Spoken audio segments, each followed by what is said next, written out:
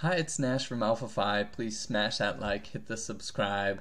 Today I'm going to talk about a situation that comes up actually quite a lot. I had a client reach out over YouTube.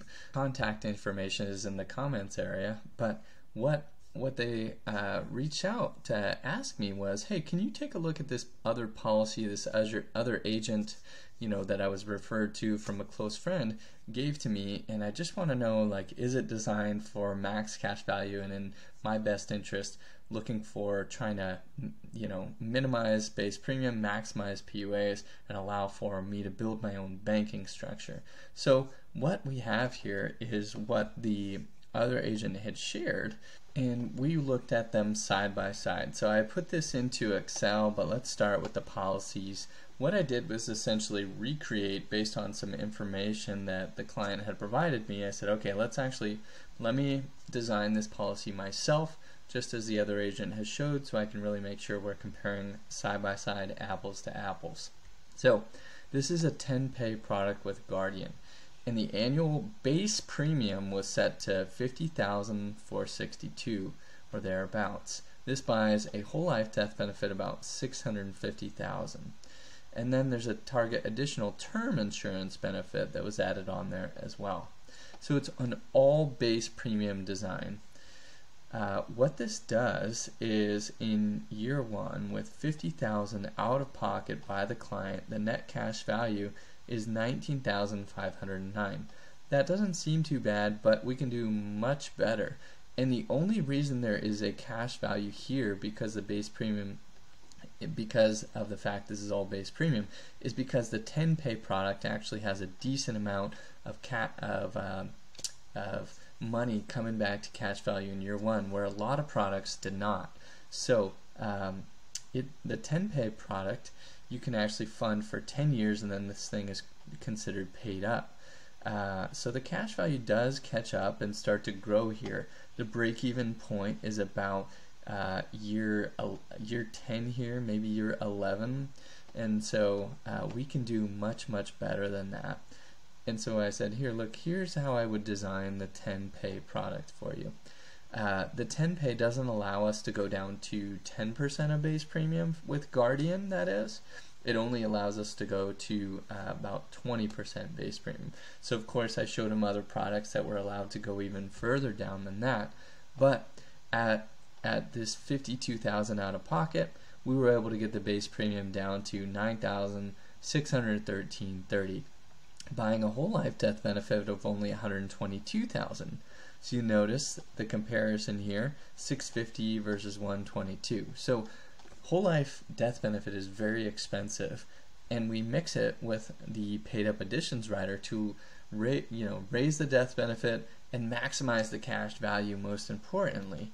So you can see this here, only $9,613 in cash value, or in base premium. The rest going into PUAs bring in you $42,526 in cash value in year one.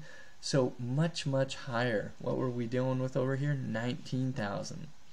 So if we look through here, I don't have the exact math. Here it is, cumulative outlay. So breaking even between years 5 and 6 here. Where the other policy, let's see, cumulative outlay, actually there's $528 out of pocket. So where do we actually break even? Years 12. So it takes a much longer time to actually get the money back and start to grow and compound for the future and building your own bank. That's a really long time to wait. That's why we prefer minimum base premium, max cash value right out the gate for everybody. Alright, the other thing to note here is that this $50,000 is a bill. If you can't cover the $50,000 for these 10 years on your policy anniversary, or on, if you set up your payments monthly, that's a bill. And if you don't pay it, it could really threaten your policy. Where in high cash value designs, this is your bill. Just over this is your bill, $96.13.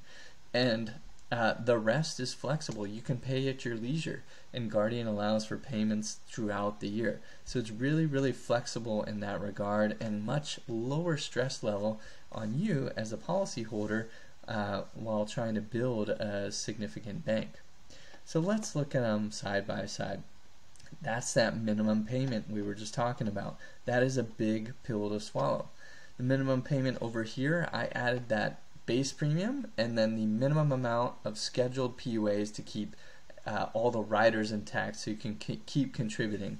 I'll show you that here. So 996.13 plus this 926 is the minimum payment over here. All right, so that's that 10.5. But you know, 5 times as much on the left as compared to the right in terms of your bill every year. That's a big difference. Okay, and then we have the guaranteed values and the dividend scale values, and these highlighted points out here are the break even on the guarantees and the dividend scale. Notice that the guaranteed break evens are drastically different between the two. The PUAs are paid up contracts, so you get a death benefit, a cash value that is paid up intact for you, and that's why the guarantees are so much better in high cash value designs. Additionally, the break even on the dividend scale is, what do we say, years 5 and 6 over here, and years 12 on the all base premium design. Notice after the policy is paid up, the IRR, these percentages are about the same, but it's compounding on drastically different numbers. So although you know they work the same, they're the same policy, so when all the insurance expenses are done and they're cut and they start working for you at the same rate, the cash value difference once that happens is a big difference. So 526 versus 626, an extra $100,000 that this nearly 5% net growth is occurring on. So that's a big difference. And then you can see here what are the differences in the deltas in the guarantees, guaranteed cash values, and then the non-guaranteed cash values on the right. The green means that the high cash value design is better. Notice the death benefit is more on the all-base design in most cases until we cut off that funding from years 10 and on, and then in every instance the high cash value design wins.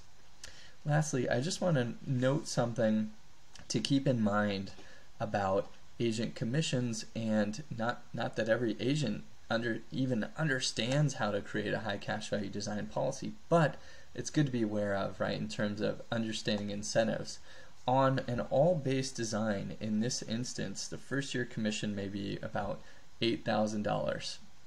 On the high cash value design policy, the first year commission is about $1,500. Okay, so let's just do some simple math here.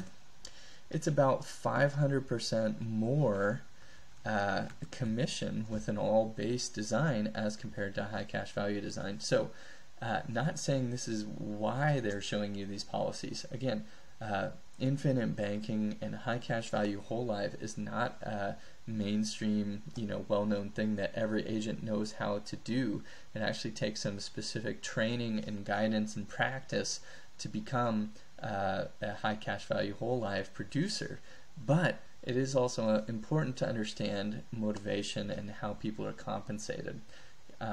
So I hope this was helpful. It comes up a lot. Let me know if you want me to look at any policies, and I can certainly do this side-by-side comparison and provide a plethora of other options. I like everybody to know what's out there. My contact information is in the comment section, as I said earlier. Drop a like or a comment or a question. If you have anything that you want to see, I'd be happy to produce it for you. And take care for now. Thanks.